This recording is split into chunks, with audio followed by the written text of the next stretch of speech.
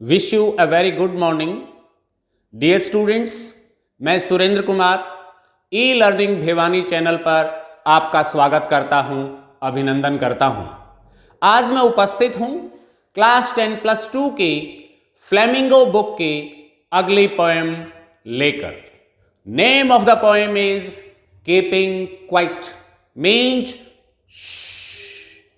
चुप रहना। चुप रहिए, चाहे केवल कुछ पल के लिए।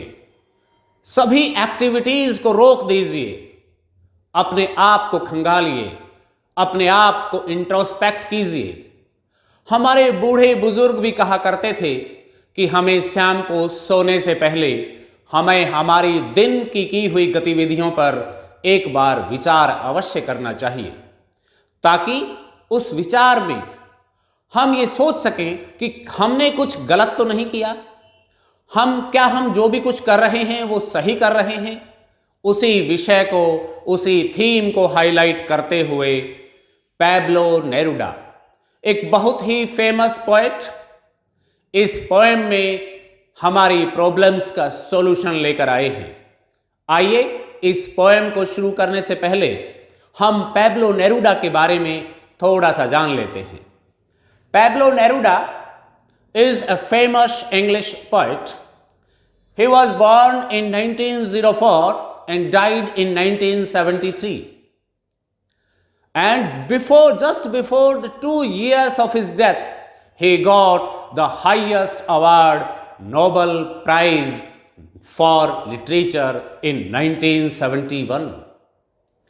Pablo Neruda is the pen name of the poet Neftali Ricardo Reyes बेसल्टो।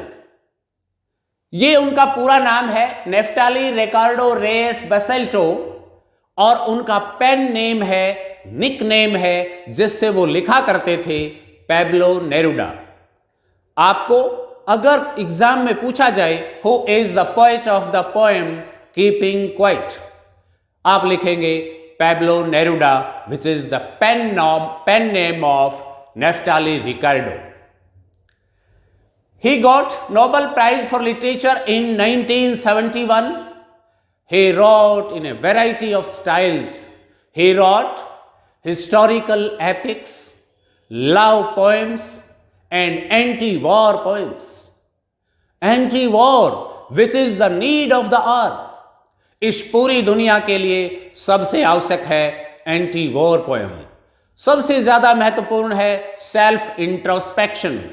क्या आप अपनी एक्टिविटीज को इंट्रोस्पेक्ट करते हो? क्या हम सब अपनी दिन भर की एक्टिविटीज को इंट्रोस्पेक्ट करते हैं? क्या प्रत्येक कंट्री अपनी एक्टिविटीज को इंट्रोस्पेक्ट करता है? जी नहीं। यदि हम सब इंट्रोस्पेक्ट करें तो हम कोई भी गलत कार्य नहीं करेंगे, and there will be harmony all around the world. इसी हार्मनी को लाने के लिए पैब्लो नेरुडा ने रचना की इस पोएम की, जिसका नाम है कीपिंग क्वाइट। आइए अब हम इसकी थीम की चर्चा करते हैं, central idea of the poem की बात करते हैं। What is the theme of the poem keeping quiet? This is an anti war poem, जो आज की जरूरत भी है। प्रत्येक देश दूसरे देश को, अपने दुश्मन देश को तबाह करने की प्लानिंग कर रहा है। ज्यादा से ज्यादा भयंकर, भीषण से भीषण हथियार बनाने जा रहा है। भीषण से भीषण फाइटर जेट खरीदने जा रहा है। ये सब हम क्या कर रहे हैं? हमारी दुनिया, हमारा ये वर्ल्ड, हमारा ये जगत किस ओर जा रहा है, उसी की ओर ध्यान दिलाना चाहते हैं पैब्लो नेरुडा।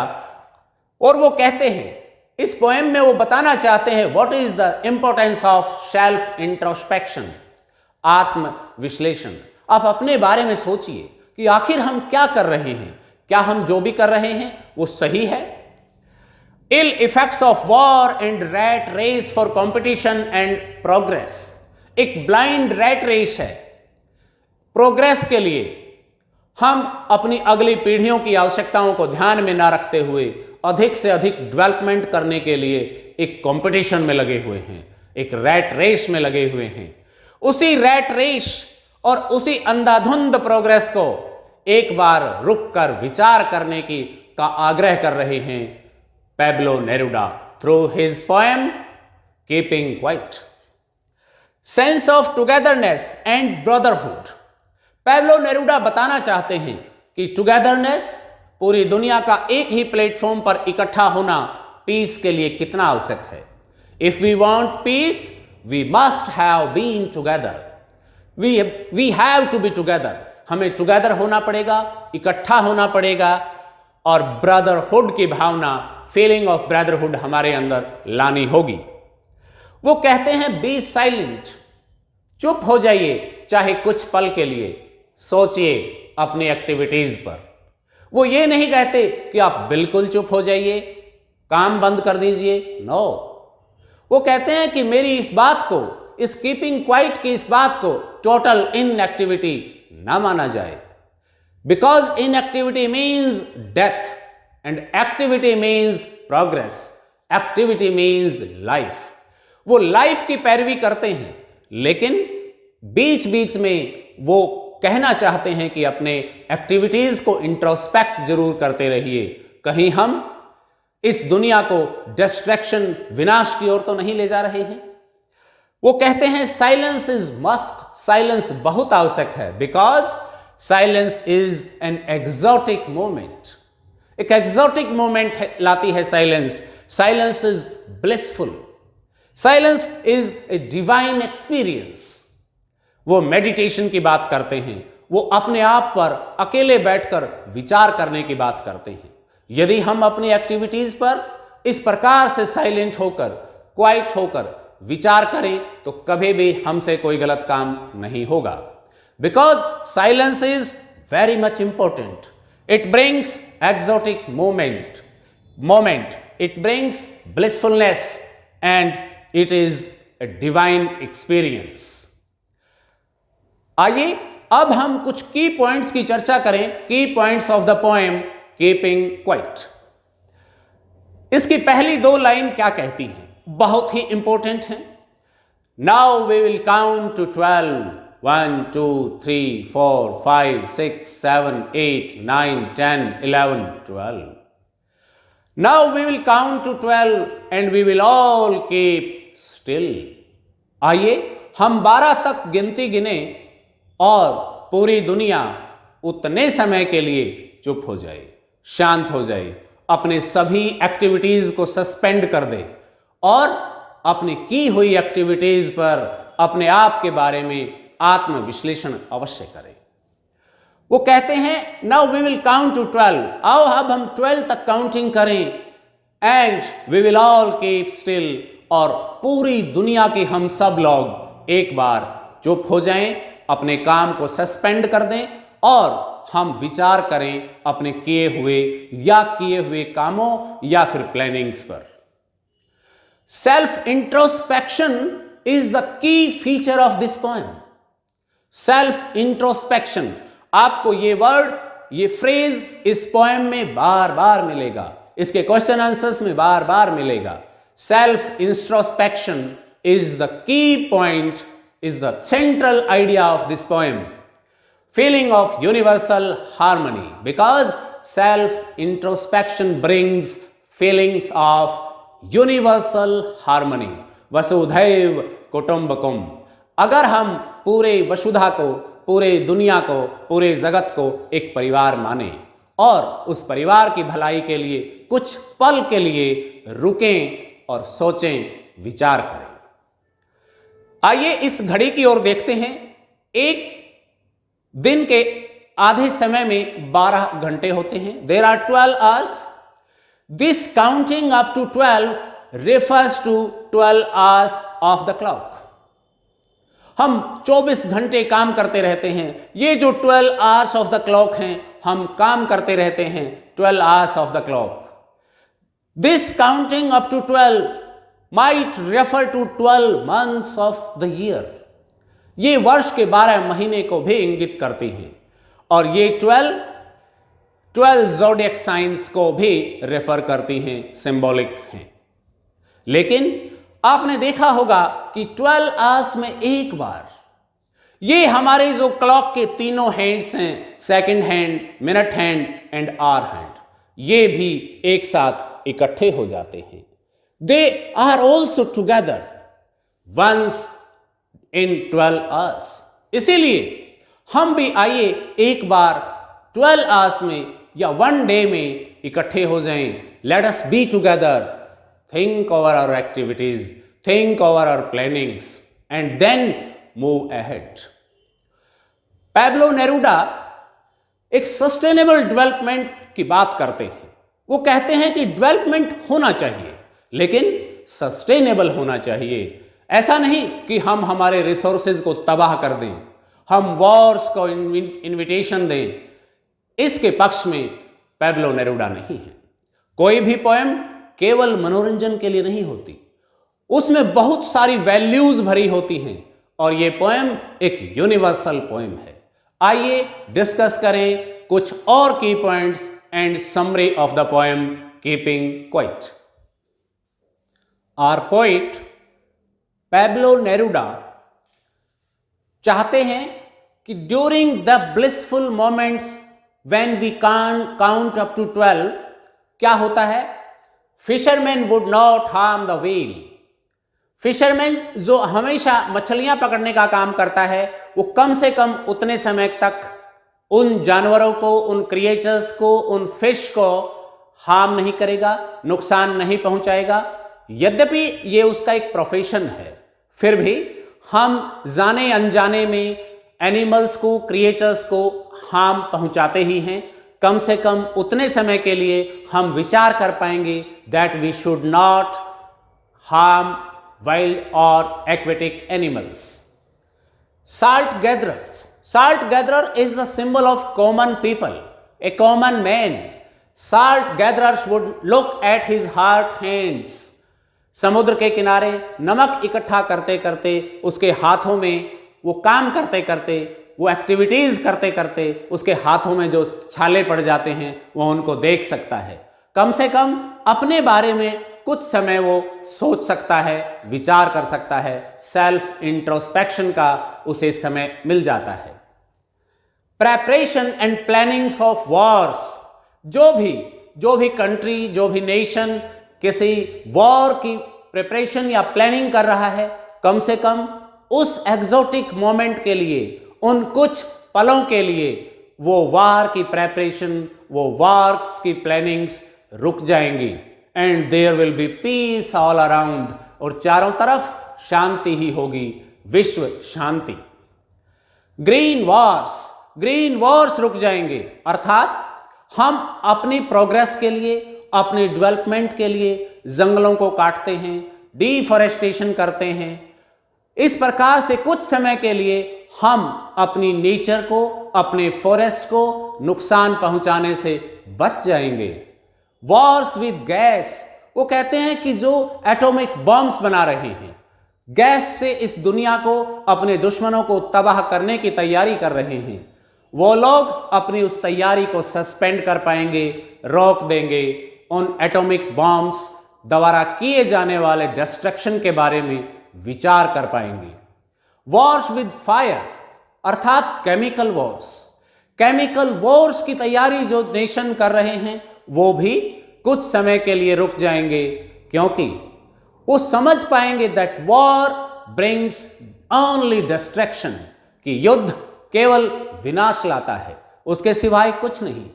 अरे हम क्या करेंगे उस जीत का, जब जीत जिस पर हमें जीत पानी है वो लोग ही नहीं रहेंगे। जब हम इन वॉर से, इन भयंकर बॉम्ब से इस दुनिया को बर्बाद ही कर देंगे, तो how shall we enjoy our victory when there would be no survivors. जब सर्वाइवर्स ही नहीं रहेंगे, how can one enjoy once victory? Never. War के अगेंस्ट पैब्लो नेरूडा कहते हैं कि वॉर्स केवल डिस्ट्रैक्शन लाता है, विनाश लाता है। हमें सोचना चाहिए, विचार करना चाहिए, हमें एक प्लेटफॉर्म पर इकट्ठे आके बातचीत करनी चाहिए और विश्व शांति के लिए कदम उठाए जाने चाहिए। He believes in life. अब यह बात यहां स्पष्ट कर देना चाहते हैं पैब्लो नेरूडा कि मैं लाइफ में विश्वास करता हूं। मैं डेवलपमेंट और प्रोग्रेस में भी विश्वास करता हूं, बिकॉज एक्टिविटी मीन्स लाइफ। वो कहते हैं कि मैं केवल कुछ समय के लिए आपको रोक रहा हूं, नॉट फॉर ऑलवेज, मैं हमेशा हमेशा के लिए नहीं। Pablo Neruda is not in favour of total inactivity. ये बात वो समझा देना चाहते हैं कि मेरी बात का गलत अर्थ बिल्कुल ना निकालना। मैं टोटल इनएक्टिविटी के पक्ष में नहीं हूं। ही एडवोकेट्स सेल्फ इंट्रोस्पेक्शन, ए मोमेंटरी स्टिलनेस और keeping quiet up to counting up to 12 only. He is against total inactivity. बहुत ही important question examination point of view से। he is not in favor of total inactivity because according to Pablo Neruda activity means life or life means activity. If there is activity there is life. Inactivity means death, but so he is not in favor of total inactivity means death.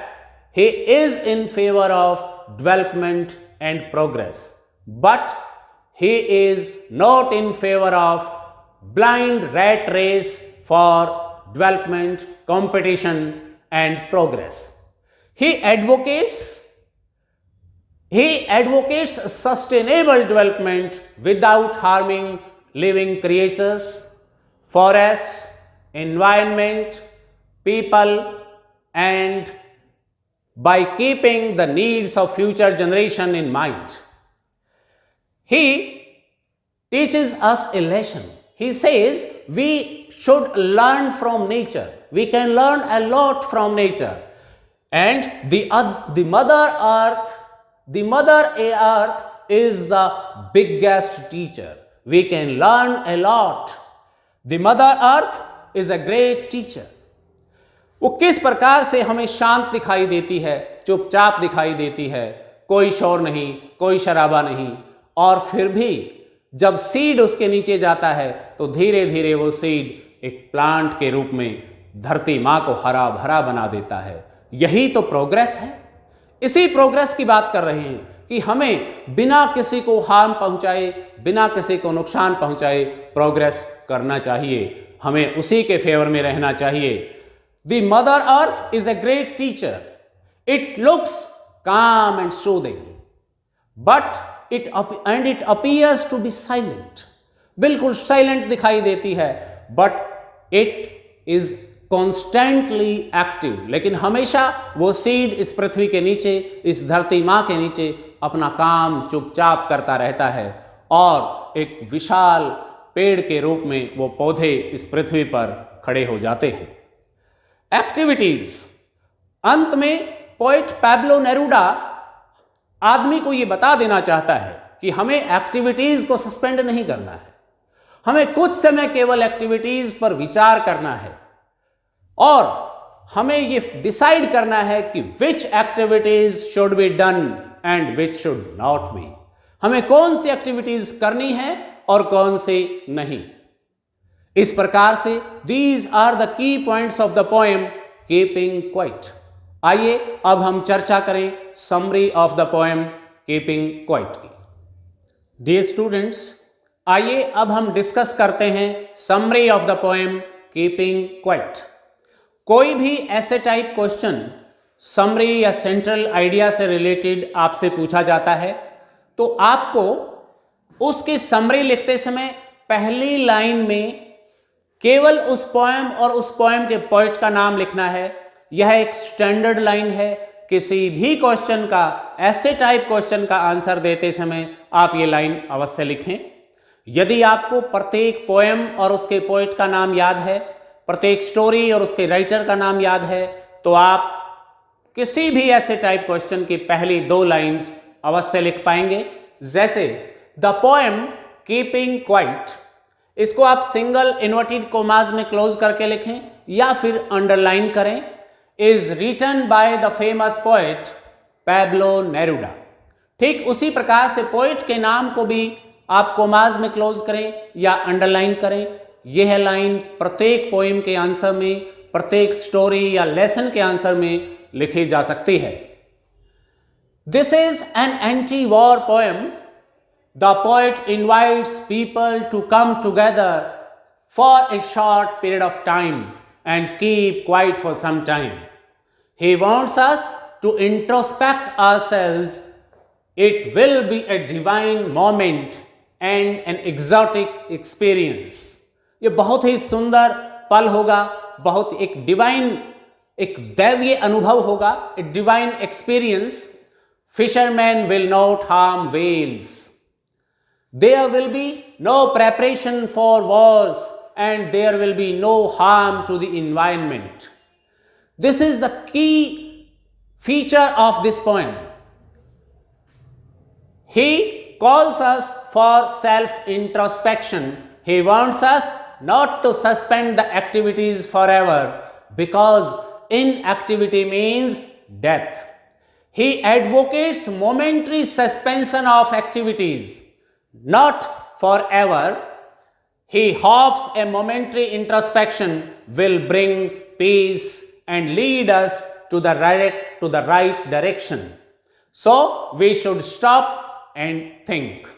This is the summary of the poem. इसमें आप कुछ और जो की points हमने discuss किए हैं उनमें से कुछ ऐड भी कर सकते हैं. Otherwise, this is more than sufficient or a perfect answer for the summary of the poem Keeping Quiet. Take the screenshot of this summary, write down in your notebook and learn it. Now, let us discuss the poetic devices used in the poem. कोई भी poem poetic devices के बिना नहीं होती. इस poem में भी बहुत सारे important poetic devices, figures of speech use किए गए हैं और पहला poetic device है वही common alliteration. Alliteration, इसमें हम कुछ एग्जाम्पल्स दे सकते हैं या आपको ये लाइंस देकर उसका पोइटिक डिवाइस पूछा जा सकता है. For example, in a sudden strangeness, repetition of sound sa, initial sound sa in this line, in this poetic line, there is alliteration. Next is hurt hands. Again, repetition of sound h in both the consecutive words, hurt hands. Clean clothes. Again, the repetition of sound c or sound k at the initial position of the words clean clothes. In this way, the poet has used alliteration in this poem. Next is pun. पन का मतलब होता है किसी एक line में किसी एक ही वर्ड का अगर डुअल मीनिंग निकले, डबल मीनिंग निकले तो उसे हम पन कहते हैं. Word having dual meanings in the same line is known as pun. यहां पर एक लाइन है, एक पोइटिक लाइन है इस पोएम में, not to move our arms so much. यहां आर्म्स का मतलब पार्ट्स ऑफ आवर बॉडी भी हो सकता है और आर्म्स का मतलब वेपन्स, बॉम्ब्स भी हो सकता है. कवि हमें इन आर्म्स को ज्यादा मूव ना करने की बात कहता है या उन हथियारों को का ज्यादा प्रयोग ना करने की बात कहता है. It has a dual meaning. So the poet has used the figure of speech pun here. Arms means part of body or weapons. Next is repetition. इस पोएम में एम्फेसिस के लिए, एम्फेसाइज करने के लिए पोएट ने रेपिटेड वर्ड्स का use किया है, रेपिटेशन का यूज किया है. For example, without rush, without engines. जब हम चुप होंगे, when we shall keep quiet up to count 12, up to when we count 12, there will be no rush, there will be no engines, means no noise. Without rush, without engines. Was with gas, was with fire. Repetition of words without and without, was and was. This is the repetition in the poem, repetition of the words. In this way, you can write the summary, theme, central idea, MCQs and short answer type questions based on the poem Keeping Quiet. very easily and effectively. Watch this video, go through the lesson, go through the key points, go through the summary, and go through the poetic devices used in this poem. Write down, make notes, read notes, and get good marks. Best of luck. Thank you very much.